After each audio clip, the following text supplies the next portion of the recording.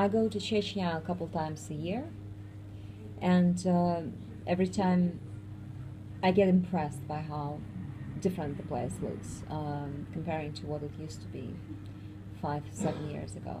It's totally fixed, renovated, the city looks beautiful, illuminated, there are wonderful streets, clean playgrounds. But what happened on Thursday was painful for everybody in Grozny, because we need to understand that population of Chechnya is probably 700,000 people, and majority of these people, adults or guys of our age, they lived for a decade under bombing, and they lived in basements. They survived years and years of war and cleansing operations and all sorts of hostility. So the last few years, no matter how hard things are and how many arrests and unjustified unhuman methods are used by Ramzan Kadyrov, people are still embracing so much of the peaceful life in Chechnya. So for them, what happened on Thursday, and I will describe what happened, was extremely painful and scary. It reminded them of the time of war, the years of war. Here's what happened. Maybe about 15 insurgencies, Islamic insurgencies, called for a taxi in a village in the Rus-Martan region. They tied up taxi drivers, dragged them out of the cars, and they loaded these taxis with weapons. Drove to Grozny. It's about 60 kilometers away, that village. Got into Grozny, into Chechen capital, without any problems, and shot at a police checkpoint, killing a few people, wounding some. Then they seized a building called Dom Pechati, which is a home for 20 different publications, print publications. And they occupied that building in the middle of the night. The attack happened between midnight and 1 a.m. So the special operation started, and with heavy machines. Everything was used against the insurgencies. Grad was used, mortar, artillery. The building was completely destroyed. As we can judge by little interviews that we got from police, and I personally spoke with 2 officials off the record, telling me that the insurgencies were age 24, 27. They were around 15. It's hard to say if they were commissioned by ISIS or by Emirate Caucasus. Allegedly, one of them had a video addressing that they posted on YouTube, where he says that they were ordered to come and attack Grozny by one of their amirs from Caucasus, Emirate Caucasus, which is Islamic underground in North Caucasus. But we don't know how much influence ISIS had on that attack. That is still a question. Ramzan Kadyrov claims that they have a video or some proof that Doku Umarov's brother was involved in ordering that attack. So the special operation lasted outside of the Dom Pechati for a few hours at night, and in the morning we heard about another attack. A few more insurgencies were discovered by a security guard, an old woman, inside the school number 20. And when I arrived in Grozny, I interviewed teachers outside of this, by that time, ruined school. Special operation against the insurgencies at school lasted for an entire Thursday, all day long, until probably 4 or 5 p.m. And the building, by the time I arrived, looked completely ruined. And people were so upset because it was a 65-year-old school that had been bombed several times during 65 years. And the last time it was fixed, that school, was in 2007, 2008, when the only part that was still surviving after the war was the gym, and that's where teachers taught their subjects, in the gym, inside the gym. Finally, they fixed the school, redecorated it, and for 6 years it was all right. Now it's burnt again. That's sort of a sad fate of that one particular school. Nobody I spoke with, not human rights, neither human rights activists nor journalists, not even harsh critics, very few, of Ramzan Kadyrov's methods, his harsh methods and his regime, would say that they want some separatist war, or they want a war in general. Nobody in Chechnya wants the war, and that's very important to understand. These people are afraid of Kadyrov, and they are afraid of his people, Kadyrovцы, but they definitely don't want another war with Russia. How many of the insurgents there were? They were around 15. As I said, they came by 3 taxis, big taxis. So around 15 people maximum could get into 3 taxis. And what is the feeling? Is it like one particular attack, or there is some anxiety that something else can happen, and if it's a beginning of something, when you've been speaking to the officials, or what is the feeling about that, or if there is any more precise information? Well, people are confident that Kadyrov and his law enforcement can take care of single attacks like that. Besides, majority of Chechens, especially survivors of wars, they're sort of tired of the situation, and they are not feeling panic or fear. They've seen so much. They've seen destruction of the entire city, the cities all across the republic. They've seen a lot of terrible things and horror, and they lost their beloved ones. So the attack like that is not targeting civilians, and that's very important to understand, that insurgencies did not target civilians. They came specifically to attack policemen. So locals are not afraid of the attacks. They're feeling sorry, they're feeling hurt. They're feeling like, once again, we're reminded of the war, and we don't want to be reminded of the war. We don't want that to happen again and again. But what happened, it's very important to know that Chechens already can predict what happens after an attack like that. Relatives of each insurgency was punished. And now Kadyrov, if before he was not saying that every father, every mother, every grandfather is responsible for whatever the son is doing, now he's openly saying that we'll burn their houses to the ground. And that's what happened.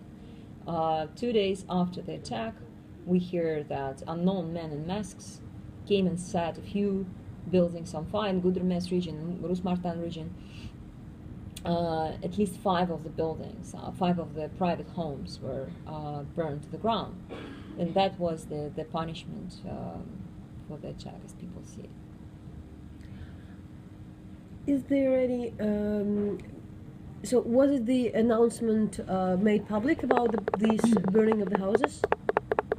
Yes, Kadyrov wrote on his Instagram and his social media, he wrote a post where he said that this is the time when we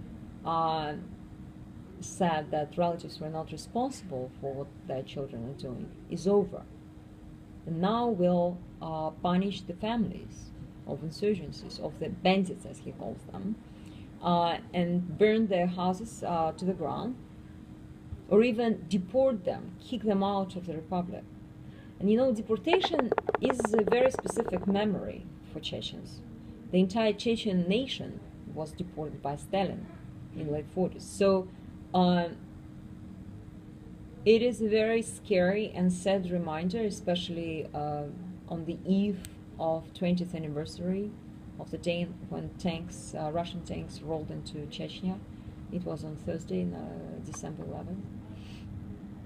These are tough methods, but once again, we realize what Kadyrov is doing is probably not justified by officials in Russia, and not every region would use that kind of methods, those kind of methods. Deport people from the republic. There are many republics.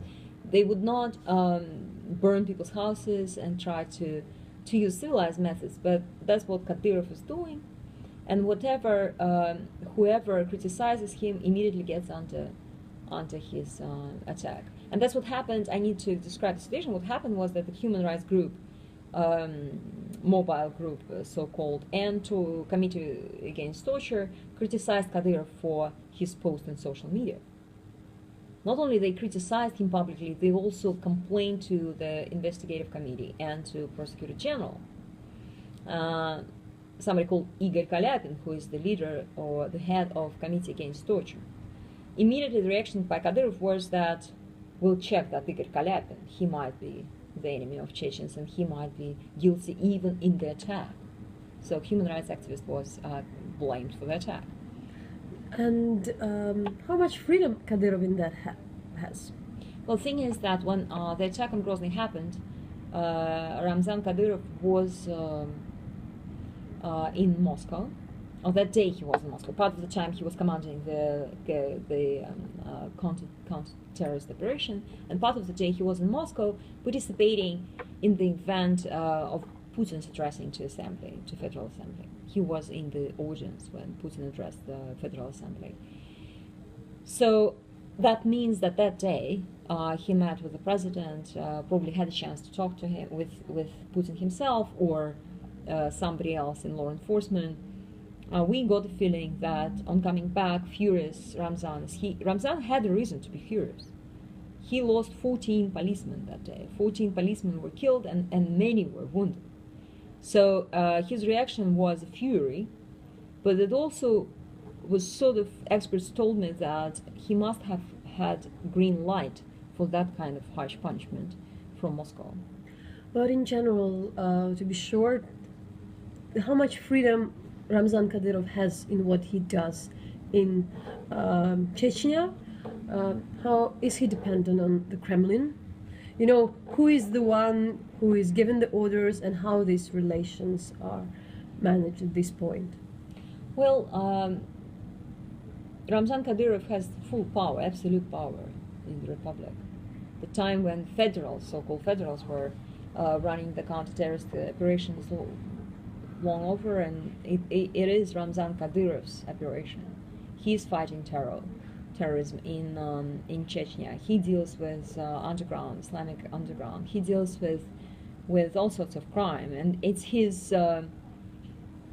empire, his legal, kingdom, where he does whatever he thinks should be done. He's called by officials the ruler, правитель.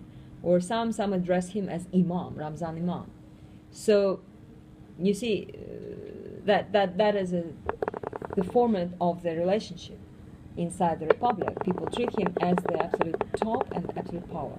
And as about the funds, a lot is said that he can do a lot with the city, with the rebuilding infrastructure, because for what he does, the Kremlin pays a lot of money to his budget. Yeah, it's a sort of a contract, basically. You're loyal, you provide us with 95% of vote for the president, and we give you money, you keep control, and you keep this republic peaceful. And is it any understanding, or what amount money we are speaking? Because there is this, some of the people in Moscow, different kind of them, and there is this, they sometimes say, and it's often some slogan somewhere, it's enough to feed Chechnya. Are we talking really about some huge money which are disproportional to any other regions? Well, it is a lot of money. The donations for Chechnya are much more than to Tver or to I believe. It's been a while since I compared the figures, but I heard this complaint that you mentioned a lot. People in provincial cities say that Chechnya is turning into Dubai while we don't have roads, we don't have industry, we don't have this and that's unfair. But at the same time, in Chechnya, there's a big percent of unemployment. It is not a fully successful republic. Besides, all kids have post-traumatic syndrome after the war. And everybody understands that. Chechens go to Moscow and work in Moscow or St. Petersburg, all across the country, and Russians are pretty tolerant. They work next to Chechens, and there is no problem with that. In this situation, you mentioned ISIS, and everybody is a lot concerned about the, just Chechens by ethnicity fighters fighting in this kind of for these kind of groups. So in this particular case, and in general, so what are the connection? Are the people going to some Chechens going to join ISIS? Are some how their connection between the Chechen leaders? I mean, these leaders of the armed group and the ISIS. We know even from Ramzan Kadyrov. I interviewed Ramzan Kadyrov last time in January, this year, that some young Chechens do go to ISIS and to fight in Syria. It is a problem, and their parents go look for them, and as he told us, it is hard to bring the kids back because they don't have passports. Their passports are taken away from them by commandership. So he personally went to Syria, as he said, at least once to help parents to bring kids back home. This is not only a Chechen trend. We hear that Dagestani young guys go to fight in Syria, and even Pankisi, Georgia kids also go. I recently traveled to Pankisi, interviewed a bunch of young people in the gorge, in different villages of Pankisi Gorge, who told me that their friends have gone to fight in Syria, and they have their photos, they communicate with them in WhatsApp. So it is a trend, sadly. Whether it's caused by their belief or it's caused by their unemployment, their general sort of revolt, or their complaints about life, we don't know what percent of it is what. Whether it's a pressure, tough pressure, human rights violations in the Republic, it is hard to say because, as I mentioned, young guys go from Dagestan, where there are problems with employment and with political situation. They go from Chechnya, where there are big problems with human rights, but they also go from Pankisi Gorge, where there are no human rights issues. Also problems with unemployment, but Georgia is open for education. As you know, you can you can travel around the world. So Chechnya doesn't have any unique situation. There are many Chechens, probably more Chechens fighting in Syria than Dagestanis. That's hard to tell, but we hear that there are quite a few Chechens fighting in Syria.